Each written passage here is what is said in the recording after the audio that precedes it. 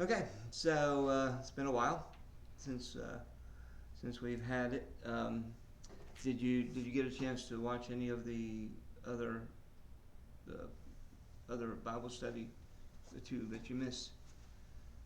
Yeah, they were on there. Yeah, Oh, you recorded them. yeah, Okay. yeah. Record online. That's Oh, okay. No problem. I need to go back Not a problem. So, what's the last thing you remember? then. Now, Bill. The last thing I No remember trick is I drank questions. a protein No, shake on the way. no trick questions. Okay, so It's let me terrible. let me just go back and then We were in the uh, camp. The we had started. So what this is about.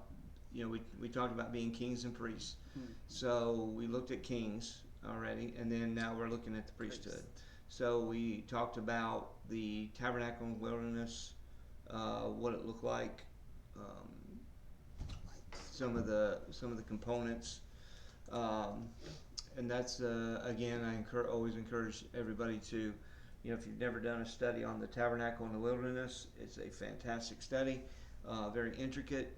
You could do a study alone on the clothes of the high priest, or on the priest, the ministering priest. So, just kind of recap a little bit. So the when it comes to the priesthood, um, before uh, before the Exodus out of Egypt, um, you can see it in Abraham, you see it in Job, you see it in a lot of the patriarchs, or a lot of the characters before the bondage in Egypt. You see that the man or the father is the priest of his family, and he will make sacrifices for his family, and that's the way it was. Hmm. So when they came out of Egypt and they went to Mount Sinai, God gave the law, and He gave the dimensions of the tabernacle and the materials.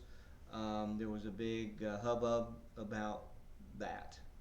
They were switching it now from every man being the priest of his family to, um, now there'll be one priesthood coming only from the family of Aaron. Aaron being the first high priest. Um, Obviously, Aaron's the brother of Moses, and so there was a lot of people that had a lot of problem with that, because they didn't understand why they couldn't be priests as well. That's where Korah comes in. Now, not to be confused with the sons of Korah. You ever heard of the sons of Korah? Okay, Yeah. so the sons of Korah were a were musicians that David incorporated in worship of the ark. That's where a lot of the psalms come from. Sons, you'll see the titles. Some Bibles will have titles over the psalms, and it'll say "Sons of Korah." Okay, um, so and actually, there's a group now that are called Sons of Korah. You get a chance to listen to that, look that up, Sons of Korah, and they take the psalms and put them to music, Mm. and it's really they do it real well. So not to get distracted, but that's a good find. Um, You're saying Psalms, Sons, sons of Korah, yeah, and they take the psalms the Psalms, and and put put them them to to music. music. Yep, Yes. yeah, and they do a really good job. It's a good way to learn. I mean, that's how they learn scripture, because a Mm. lot of the psalms, we read them, but the Jews, they sing them. Right.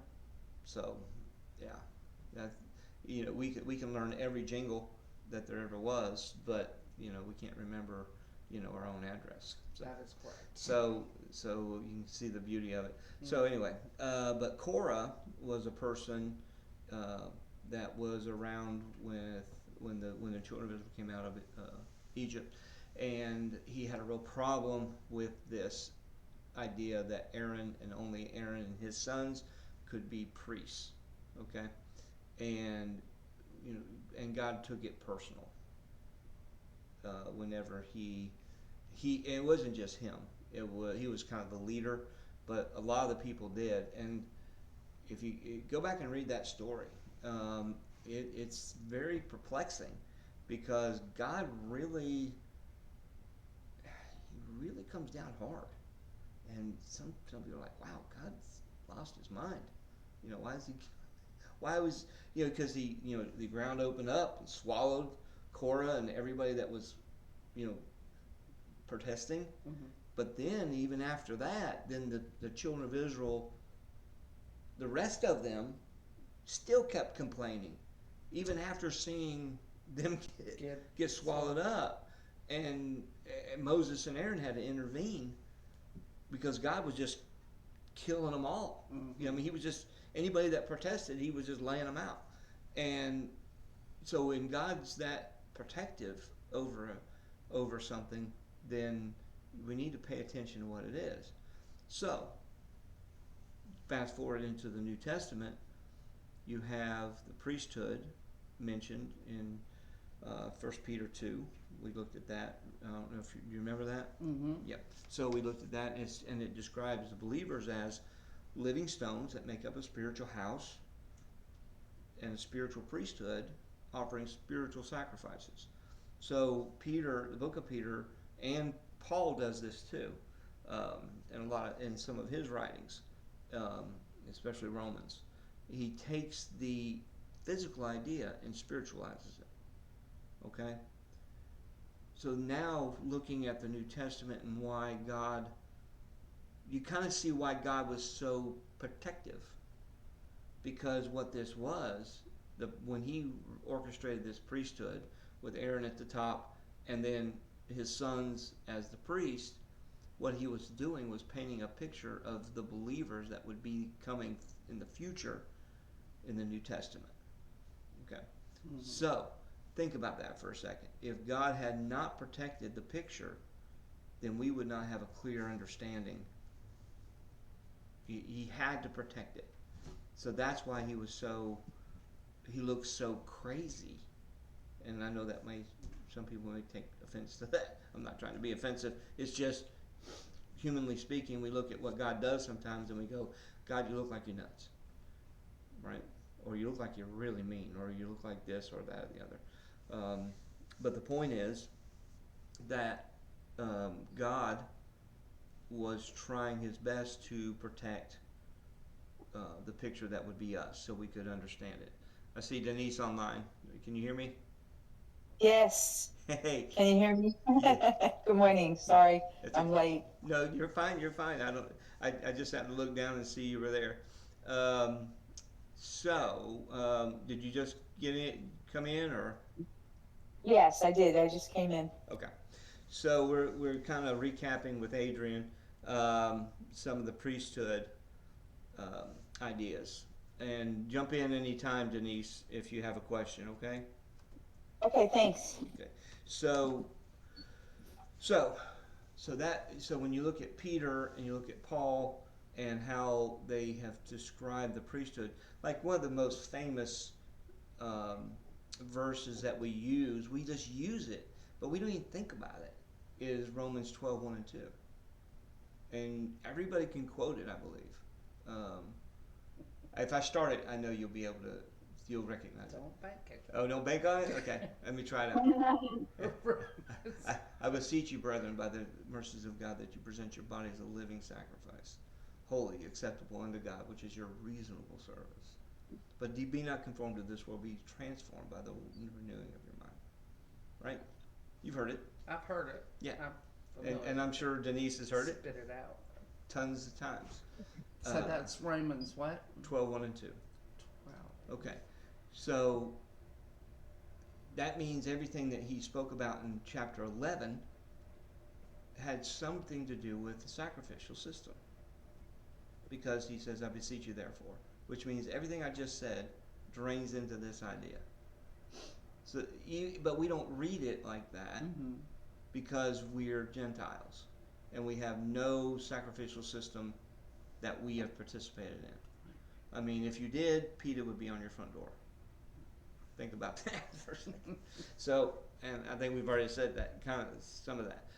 So the ideas are very much real from God's point of view. that means, and Revelation says it. In Revelations 5, I think 5:20. I might be wrong about that, but it's in Revelations chapter 5. Revelation chapter 5. It says that we are kings and priests forever.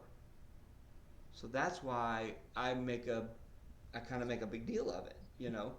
Some people don't make a big deal of it, or they think I've gone off the deep end, which is not bad because that's where the good swimming and fishing is. It's in the deep. So, but think about that. If we're kings and priests, then we need to know how to do that. We need to know how to be that. Right. And that's why going through the kings before was so important, because it teaches you what that means. Mm-hmm. God gives us freedom to make this whatever we want it to be. We don't get to pick the consequences. But anyway, but when you get to the priesthood, so what's the theme? What's the whole idea behind the priesthood? What are they there for? So when you look at the tabernacle, you kind of get a view, because the tabernacle itself it's at least a picture of 3 to 4 different things. At least it's a picture of heaven. It's a picture of Jesus. It's a picture of us as people, as because this is, and the scripture often talks about that they tabernacled, or that Jesus came and tabernacled among us. Mm-hmm. We use this word all the time. That's why whenever somebody says, "Well, when was Jesus born?" I mean, this is my opinion. I think he was born at the Feast of Tabernacles, because that's what it means to tabernacle. He came and lived with us. So, which makes sense. So when you're looking at the priesthood, we are. So if we are kings and priests, Peter spiritualizes it. So does Paul. Then everything in the priesthood becomes a spiritual idea. All right. So that means we need to investigate it heavily. Now, I think the last time we got together, we actually looked in Leviticus chapter 1, and I want to give you the pattern. I don't know if you remember, Denise, the pattern that I gave. But in the first 3 offerings, they're divided into 3 sections. There's 3 sections. So once you see the pattern, Leviticus takes on a whole nother look. It's much more useful. Like like once you see the design, like it's just like anything else. Somebody says, "Oh, look at this garden. Can you see the design?" You go, "No," but once they point it out, then you can't quit seeing it. Right. Okay, so it's kind of like that. So let me give you the divisions in chapter 1. Now this is the burnt offering, which is the first. Mm-hmm. All right. So the burnt offering is sectioned off in verses 3 through 9. Then the second section is 10 through 13. And the last one is 14 through 17. And I may be repeating myself, Denise, but I'm trying to catch Adrian up. 3 through 9. Okay. Yeah. 3 through 9, 10 through 13, and 14 through 17. Now each, what's that? Gotcha. Okay. So now what I want to tell you, and this is the good news. Each one of these sections, even though one is bigger than the other, they're all considered by God to be equal. So whether you bring a bird, which is the last section, or you bring a bull, which is the first section or the highest section, God does not view that as less than. So that's one of the most beautiful, think about that for a second. God is integrated in his economy, in his system, that everybody is equal. See, that's where our ideas of equality come from. The ideas of equality and fairness, that comes from God, because that's who he is. if I could tell you nothing else today about the offerings, that would have to be, that has to stand out as a cool idea. You know, a lot of people look at Leviticus as blood and guts, and oh, you're killing poor animals and all this other, and they don't look at it as something beautiful, but it is completely beautiful. So what is that? If God is fair and God he believes in equality, what does that mean about you to Him? Does that mean He's targeting you? Well, that would be unfair. Correct? Does He view somebody else higher than you? No, not at all. Now each There's one. no respecters of he is no respecter of persons. That's correct. See, That we are all. yeah. And I don't remember where that came from, but I do remember that from somewhere. Right. Well, and a lot of the ideas in the New Testament that we just go, well, where did Paul come up with that? Or where did Peter come up with that? Or where did James come up with that? It's all based in the Torah, or the Pentateuch, or the first 5 books of the Old Testament. It's grounded in here. So when they were, when Paul would argue things about Christ, he was arguing them from books like Leviticus. Mm. So we are in such a. Can you already feel the handicap that we have as Gentiles in America? We're so handicapped. Because what's it going to take for us to understand these deeper truths? Extensive study. Because we are behind the 8 ball. We're not just behind the 8 ball. The 8 ball's buried 3 feet deep. And so we got to go 3 feet out of the ground before we can be behind the 8 ball. So how are these things divided? Well, these things are divided by wealth. So how much do you own? Everything. That's true. But how much do you realize that you own as a believer? Exactly. See, so now that I'm glad you said that, because it's like a lot of people say, well, what are you talking about? Well, we all, every believer has everything. You just said we're equal. How can there be a disparity? Disparity? Is that how you say it? Disparity against one for the other. So it's kind of like, here's a good explanation. Donald Trump had his child. What's his name? Barron. When Barron was brand new out of the box, do you think he realized who his dad was? No. Did he understand how much money he was going to inherit? No. Didn't have a clue.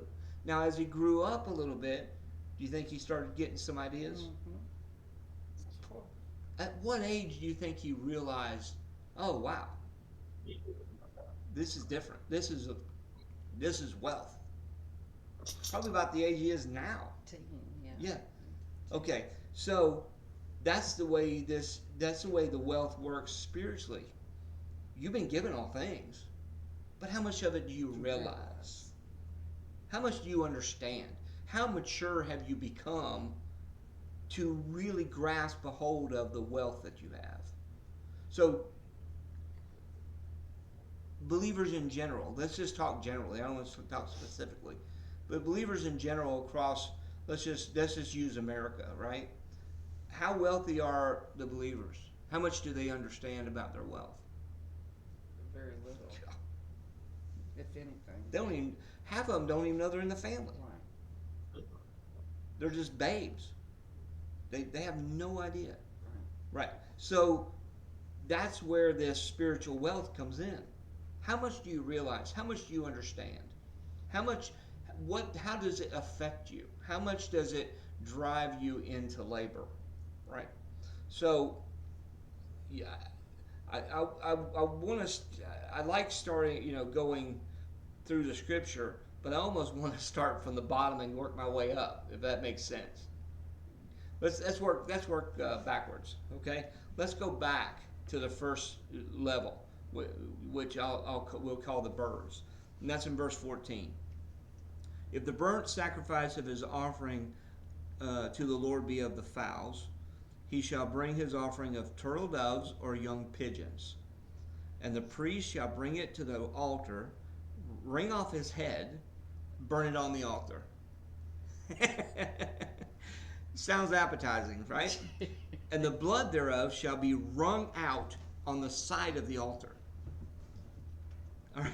And he shall pluck away his crop with his feathers, and cast it beside the altar on the east part, by the place of the ashes. He shall cleave it with the wings thereof, but shall not divide it asunder. And the priest shall burn it upon the altar, upon the wood that is upon the fire. It is a burnt sacrifice, an offering made by fire, of a sweet savor unto the Lord. Okay, so this is the very first level or section where the poorest of poor. So when you look at the scriptures and you see somebody brought pigeons or doves, guess what? They're poor. They don't have any. They don't have much. What did Mary bring at her purification? Doves. That just tells you her social status. Mm-hmm. Okay. See, if you don't know this, it doesn't mean anything. Right. Right. So it just tells you, what lowly beginnings he had. So get the picture here. What's the very first thing he does? He wrings off his head. Have you ever seen a chicken with their head wrung off? What usually happens to the chicken? They run around everywhere, scatter. So exactly. So this is happening here. So this is a messy business. A messy business. And the blood doesn't come out. It actually says he wrings it out. So he's, can you hear the ribs crunching? Yeah. Can you hear it? As he's squeezing the blood out. So the blood isn't automatically, it's not quick to give itself up. All right? And then he strips the feathers off, right? And then he takes the bird and he pulls it apart.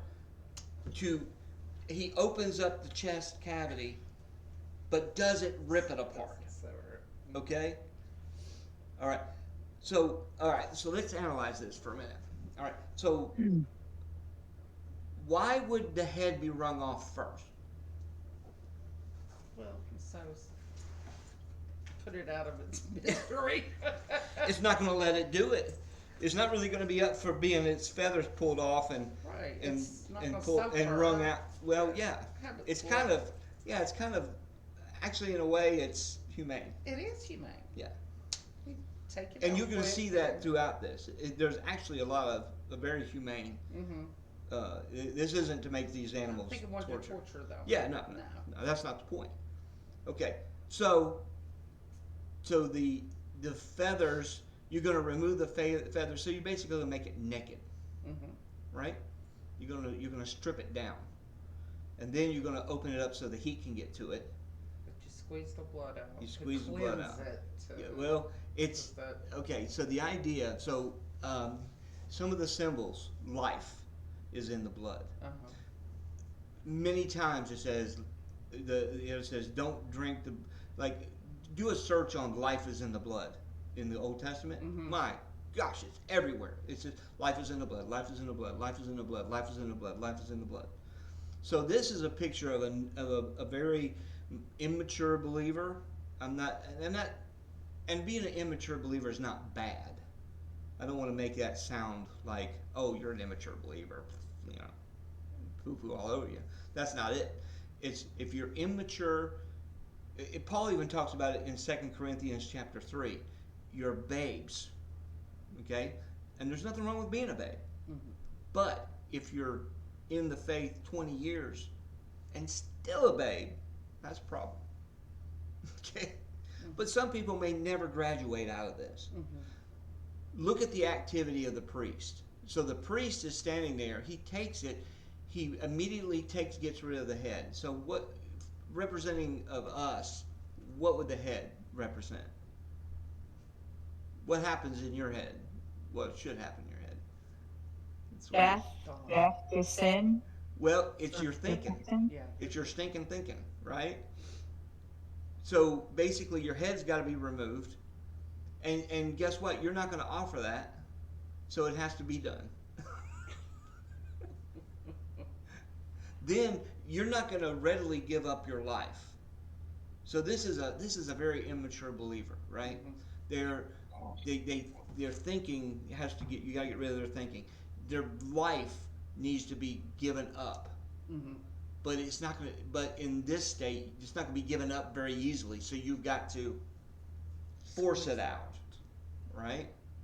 Then what's nakedness a picture of? Adam and It, Eve in the beginning, and right. just Whenever, honest. whenever they sinned, what immediately did they do when they realized? Put clothes on, They covered put themselves. what? Because they realized they were naked. Embarrassed. Right. Nakedness is a picture of being under judgment. So if somebody is naked before God, means they're under judgment. All right. So you are basically going to take the feathers and make them naked and expose them to the judgment of God. Mhm. Now that doesn't mean you're trying to hurt them. See, this is a willing. This is a new believer and says, listen. And when, how do you know when somebody's wanting to do a burnt offering? They're like, I just want to worship God. I just want I just want I want my life to be for Him, for His pleasure, for His glory, for His, it's all about what God gets. Right.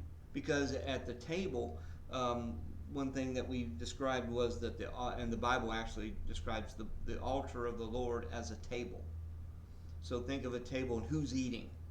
So in the burnt offering, God is the only one eating. So you're looking at this bird as a new believer. God is going to consume this. They're going to consume the life. So think of, and we use these terms all the time, but we don't even think about them. But somebody says, "I want to be consumed by God." What does that mean?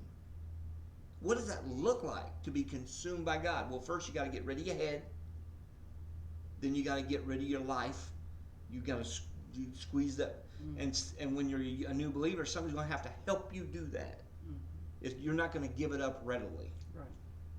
Then you've got to be exposed to. You got to understand the judgment. And I kind of describe it like that: is being naked before God means God. I understand your position. I understand who you are. I understand where I am in this equation. And I understand without grace, I am under judgment. Okay? Then it's going to be placed on the altar, and God's going to completely consume it. So at the end, this bird is turned into what? Ashes. Ashes. It's turned into nothing. So at the end of this process, if you're going to worship God in a burnt offering situation, that means at the end of this, you become zero. Mm-hmm. Is that a bad thing?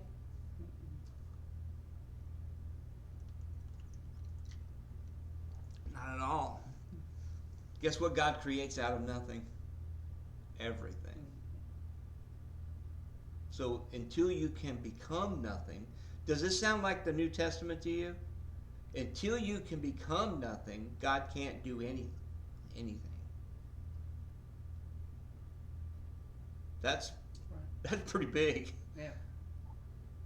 So, but these are all voluntary. That means you don't have to do this, but you get to do it. That's a big difference. Some people say, "Well, I have to serve God." No, you don't. You don't. God is not going to twist your arm. He's not going to come knock on your door. He's not. I mean, He is pursuing you, but He's not going to overwhelm your will. He will not do it. So, let's say you're the next step up. Well, this is verses 10 through 13. If his offering be of the flocks, namely of the sheep or the goats, so you could do a sheep or a goat, for a burnt sacrifice, he shall bring it a male without blemish. Now that Now in the pigeon, there's nothing talking about Right. gender. Why would Or you? without blemish. Isn't that interesting? Hmm. So, Because he wanted those people to be able to bring what they had. oh wow, do you see the grace of God? Hmm. Isn't that cool? Hmm. So that means as you mature, Right. God says, okay, now you own more. Expect a little more of you. Now we're going to step up. Now we're going to step it up a little bit. So now there's going to be some examination. So if you own more, and God knows this, right? And the priest that is assisting you should know this. Now, think about that just for a second. I know I'm going a lot of different directions here, but just try to stay with me. The priest has to know you. That means this priest that you're interacting with, there's relationship. They have to know your status. They have to know who you are. Does this sacrifice match who this person is? If it's a no, it's hey, go back and do better. Hmm. But if it's yes, then you proceed. So that means as we are priests in God's economy and we assist other people in this process, that means we have to know who they are. That means we need each other. We need relationship. Hmm. There's a lot of believers, and it really makes me sad that they feel like they're island Christians. They feel like they're just island believers that, you know, uh, they don't need anybody. They don't need to go anywhere. They don't need to interact with any other believers. I can do this all by myself. No, you can't. No, Sorry. yeah, obviously. Sorry. Nope. You got to have at least one other, right? So there's this examination. What if he brings a female without blemish? Take it back. No, sorry, ain't gonna work. So there has to be some honesty. And when you go to Malachi, God's telling the priest, "Hey, you guys are doing a rotten job because you're letting people bring stuff that's not right." Malachi chapter 1. So it says without blemish, and it says he shall kill it on the south side of the altar, northward before the Lord, and the priest Aaron's son shall sprinkle his blood round about the altar. So this is how this works. The priests are trained to put their hand on the neck of the animal and feel the heartbeat. And as it beats down, they cut it, and in one gush, the animal's dead. Okay? This is with this one and the next one. So it's like, and that knife is sharp, and they know what they're doing. So, and then somebody's there ready to catch it. Right. All right. So, again, the life is in the blood. So now, in the second level, where the first one you had to wring it out, it would not come.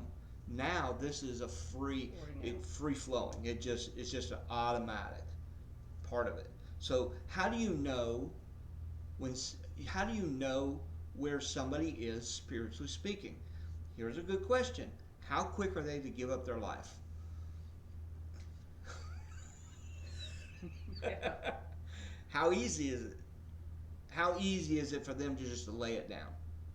And I don't mean lay it down physically and be a martyr. I'm talking about where they will sacrifice themselves and their life for what God wants.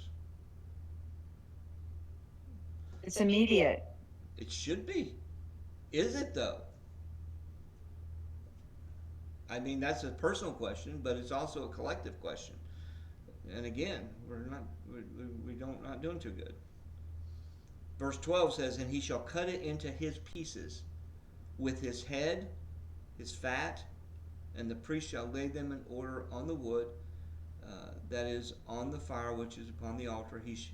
But he shall wash the inwards and the legs with water, and the priest shall bring it and burn it on the altar. It is a burnt sacrifice, an offering made by fire, a sweet savor unto the Lord." So now it's cut into pieces or dismantled. It's taken apart. So if you're going to go through this process, this is what's going to happen to you. You're going to give up your life. God's going to you're going to be taken apart, arranged, and notice it said the head. Again, there's your thinking, your stinking thinking. And what's the fat all about? Well, the fat is the best. That was old. The fat has more uses than we can imagine, but we don't consider fat valuable, but it was back then. So it was very costly. But then he says you'll wash its inwards and its legs. So what are the inwards and legs representative of? The legs are easy to understand. What would you think the legs would be? What would that represent as for a believer? Your will, maybe? Your walk as a believer, right? How do you walk this out? How and the water being a symbol of the Spirit of God, so it's your walk in the Spirit, right? How many times have you heard that in the New Testament? Walking in the Spirit. I'm not saying that's where they got it, but it sounds pretty convenient. Um, but what are the inwards? What's the guts? Basically, the bowels or the Workings. yeah. Well, have you ever heard of bowels of mercies? Well, there's if to like we'll say in my heart, right? I believe something in my heart. Uh, they would say I feel it in my bowels. Okay, that's where the seat of emotions are. Okay, so now you have a picture of your walk as a believer and your emotions being washed in the Spirit of God. Now, how what happens if you skip a step or getting out of order? What if you try to take the animal apart, cut it in pieces before you cut its throat? How's that going to go?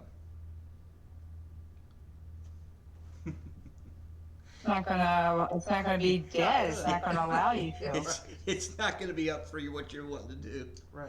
So, the reason I say that is a lot of people that say they want to worship God in this way, when they start being taken apart, they scream and holler. It means you skipped a step. It means you got to die. Mm-hmm. So now you understand when a Jew says, "Let's go worship," it means something's going to die. So worship is death. Death is worship. And that's not a death that's imposed upon you. It's a death that you are volunteering for. So this is voluntary. This is not. Is it required? Well, if you want to go farther with your relationship with God, yes, it's required. But if you don't care about that, then no, it's not required. You don't have to do this. All right, so that's the second level. So now the highest level. You're going to love this. It just gets more complicated. Verse 3, if his offering be a burnt sacrifice of the herd, let him offer a male without blemish. He shall offer it of his own voluntary will at the door of the tabernacle of the congregation before the Lord. He shall put his hand upon the head of the burnt offering. Now, notice there's none of that in the other two. Why place your hand? What's the idea of placing your hand on the head? And if you actually look at the language, look at the word lay your hands on, it actually means to dig your fingers into. Like you've got the head of this animal and you are digging your fingers into this intently. Why would you do that? If somebody's doing that, what would you think besides their nuts? They're restraining you. It's a passionate. This is me. This is me. This is identifying in the sacrifice. See, so the person doing the highest, they have the deepest understanding of who Jesus is and their identification with him. See, this is a deep, deep understanding of what they're doing. It'd be accepted for him to make atonement for him. He shall kill the bullock before the Lord, and the priest Aaron's son shall bring the blood. And just like the second section, this one here, it's kind of blurred on who's doing what. But it seems like the offerer is more active the higher you go. So he might be doing this. So this is a self emptying of the life. All right. So he shall kill the bullock before the Lord, and the priest Aaron shall bring the blood and sprinkle the blood round about the altar that is by the door of the tabernacle congregation. He shall flay the burnt offering and cut it into his pieces. Now, flay means to skin. So he's going to skin this animal. Now that's just like the bird, right? Making it naked. And then verse 7, and the sons of Aaron the priest shall put fire upon the altar, lay the wood in order upon the fire. And I've looked everywhere, I cannot find the order. I've looked that up, and it drives me crazy that I don't know what that means. The wood in order. And the priest Aaron's son shall lay the parts of the head, there's the head again, the fat, in the order upon the wood that is on the fire, which is upon the altar. But his inwards and legs shall be washed in water, and the priest shall burn all on the altar, to be a burnt sacrifice, an offering made by fire of a sweet savor unto the Lord. So there you, just like the second level, you have the washing of the inwards and the legs. But as you can see, it's more intense. So the higher you go. So that means that if you are going to worship God in this way, the more you own, the more it's going to cost you. The more it's going to cost you, the more involved you're going to be, and the longer it's going to take. All right? And think about this too. And I've actually used this idea when, as you know, and Denise has pointed out, I believe in discipling. I believe in investing in people. And there was a time when a man came across my path, and he was, I call him a heavy hitter. He was very much already a matured believer, but there's some concepts and ideas that he wanted to learn. And I went to one of my friends who understands this process as well, and I said, listen, this guy's a bull all day. I said, I'm going to need help. You're going to have to help me. So me and him both invested in this guy at the same time, because we knew. Now think about this as a priest. Would you ever kill a bull by yourself, having to handle that? Because what happens to a bull when you empty its life? It becomes 800 pounds of rock. It's not going anywhere without you moving it. So that means it's going to take more than one priest to operate this thing. A lamb, no problem. A bird, absolutely no problem. But a bull, you better have help. It's pretty cool, isn't it?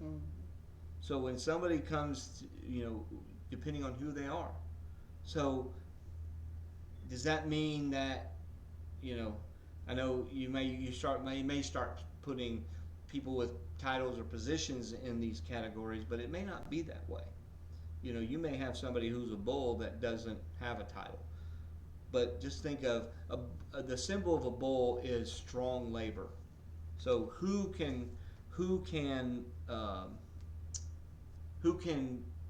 produce a lot of labor in God's economy? So I'm looking for to make sure I'm correct on what I'm about. I know the one is strong labor. Let's see. It's strong labor.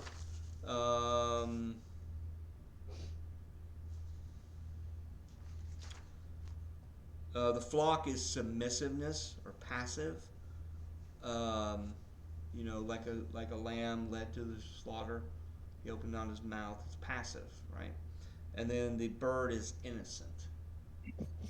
So you can put every believer in at least those when it comes to the burnt offering, not the rest. But when looking at each believer, every believer is going to fall in those three categories. Are they strong labor? Can they get a lot done in God's economy? Are they just innocent, or or are they submissive? So where do they fit? So that means you got to, if you're going to take part in this, you got to get to know people.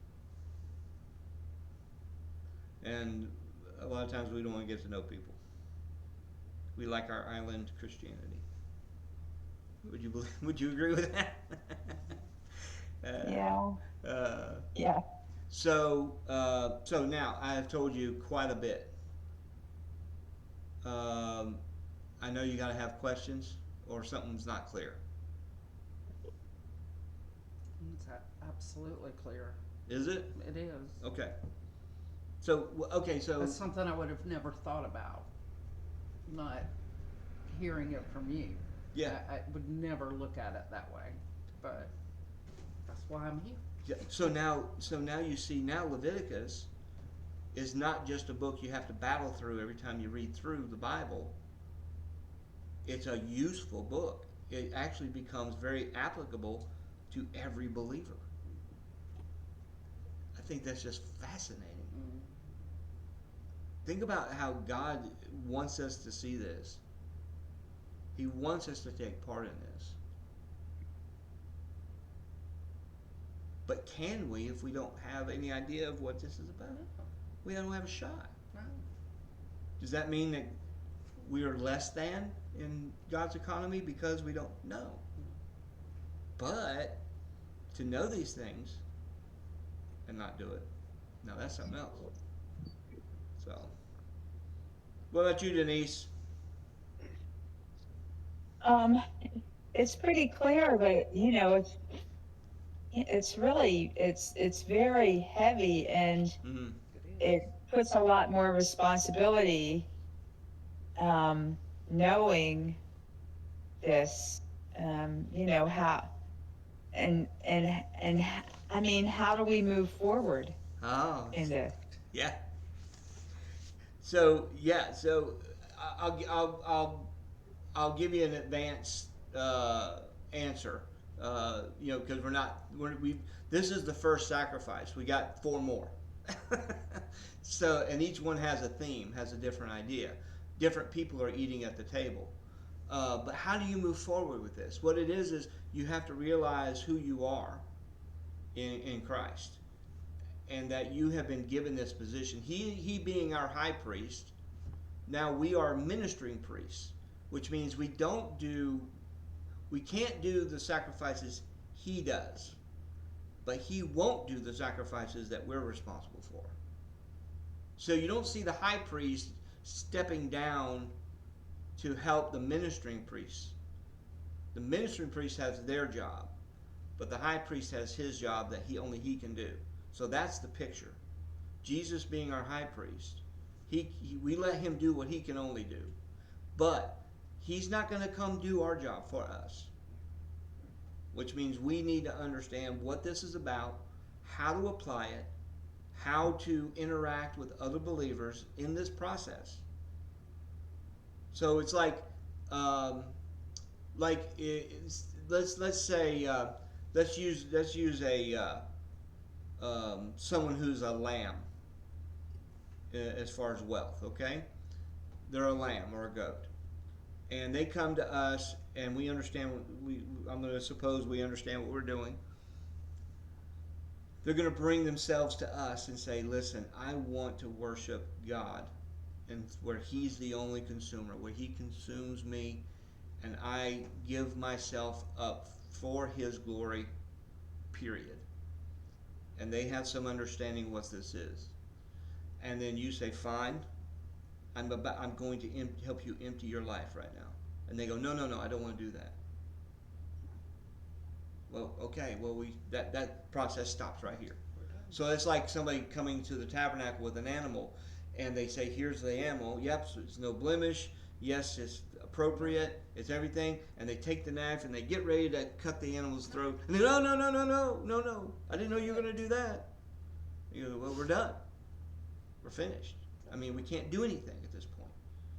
All right, but let's say they let us cut the throat, and then they go, "Well, I don't. Okay, I don't want to continue." You kind of have to.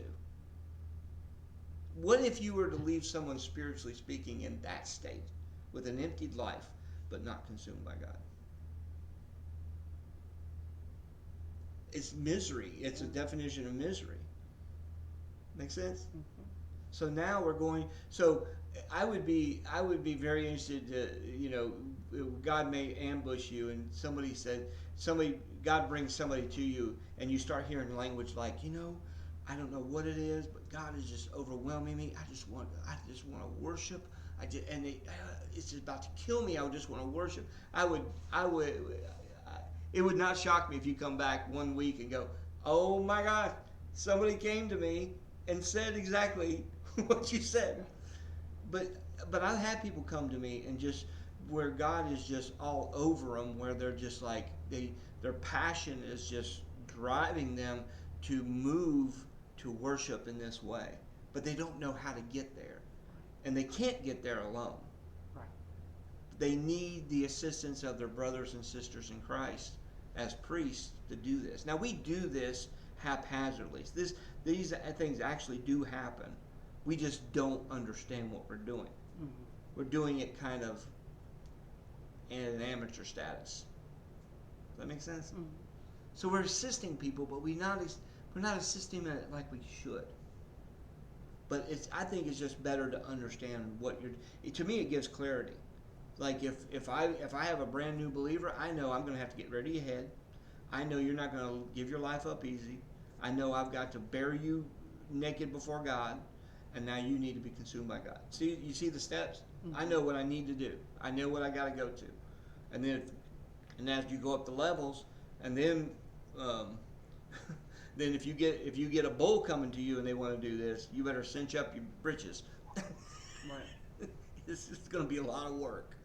So the work goes up for the priest, the work goes up for the believer, and it becomes more intricate. But it's a fantastic. But get this too. This is the only way the priest can survive. If they don't do these sacrifices, they don't survive. They starve to death. Think about that. So how's our priesthood? Are they skinny or fat? Skinny. That just means we're not doing our job. We're not going to get fed. We're not going to experience the fullness that God wants. It really comes down. It really is that simple. So now I have given you the pattern, but now it's up to you to study. I can take you only so far. And the application, understand this too. The application of this is going to be messy.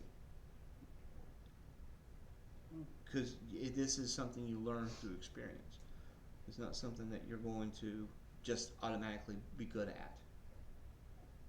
Just like, and if you read Leviticus enough, there's actually, the more experienced priests are supposed to, the ministering priests are supposed to take the less experienced priests and help them to learn. So what do you think? So, I am sometimes like an island. Mm-hmm. And I don't, and I think I've been that way my whole life, not necessarily by choice, but by circumstances. And I find living in various campgrounds to have continual opportunities for ministry, Mm-hmm. but in a fashion that is for the moment and done. So, and this happens on a daily basis where, and it's kind of different though than, I mean, where somebody just happens to be here on an overnight, cooks too much food. I had offered to help them set up their tent, Uh-huh. and then the next night says, um, we have cooked all this food because we wanted to, use what we had. Do you want some of it? And me, being an island, and then do you want some? You can either come eat with us or take it home. My immediate thoughts are, I'll take some home. But when I get there, God says, no, sit down and eat, and I hear this and do this. And then I have no idea who these people are, what their faith, if they have faith. In Right. fact, I carry over a little booklet with the book of John Mm-hmm. and the gospel presentation, just in case.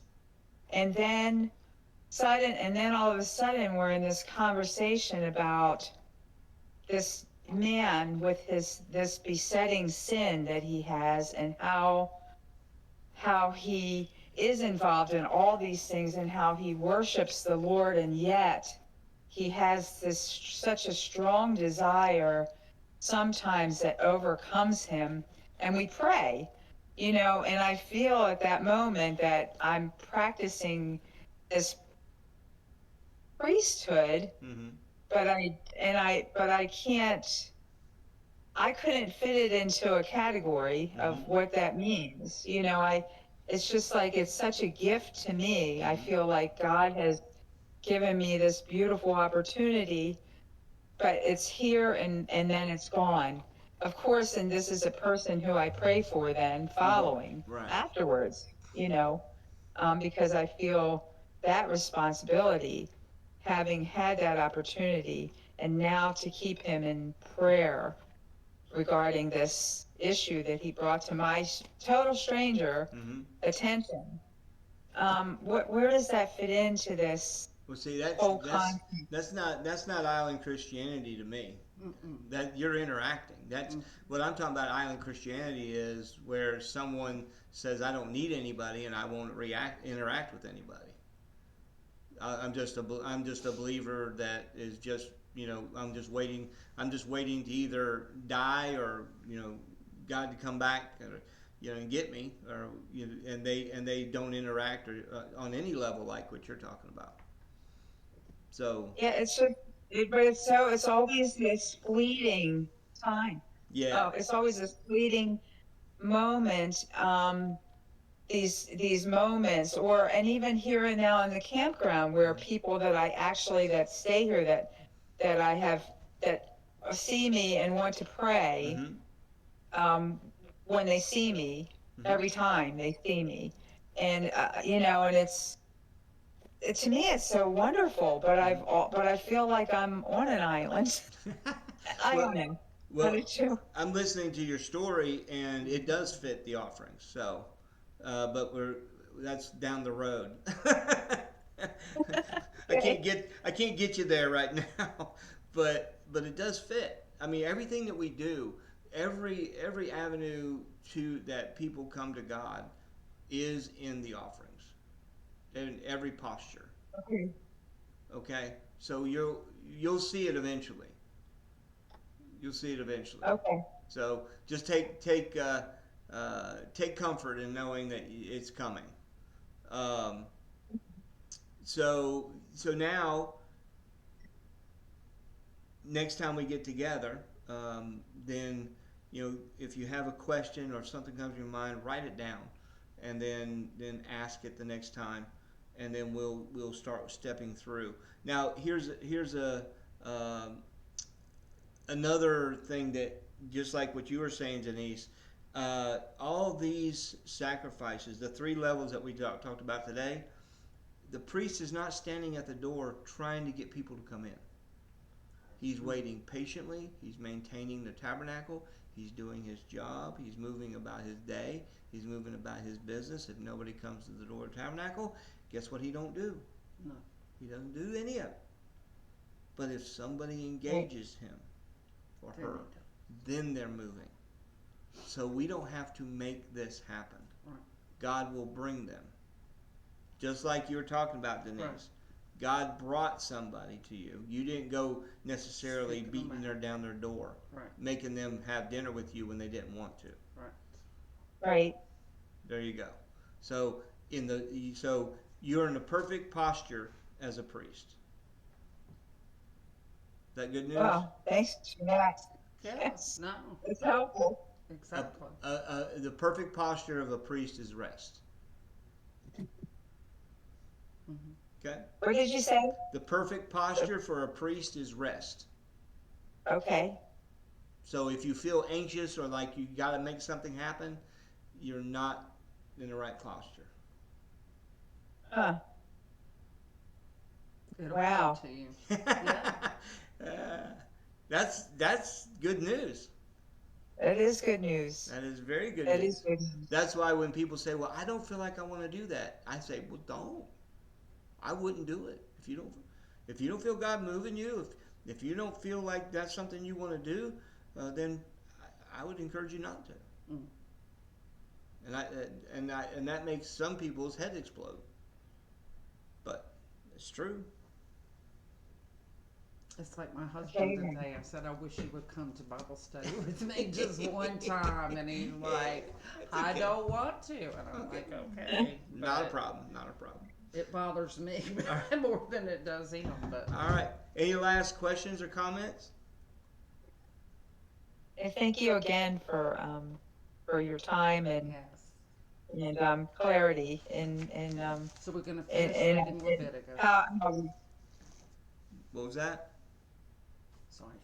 thank you for your time and clarity in sharing about this walk that we have in Jesus Christ Absolutely. as kings and priests, because it's certainly been a powerful experience, and look forward to more of it. Yeah, and it makes the Old Testament useful. Imagine that.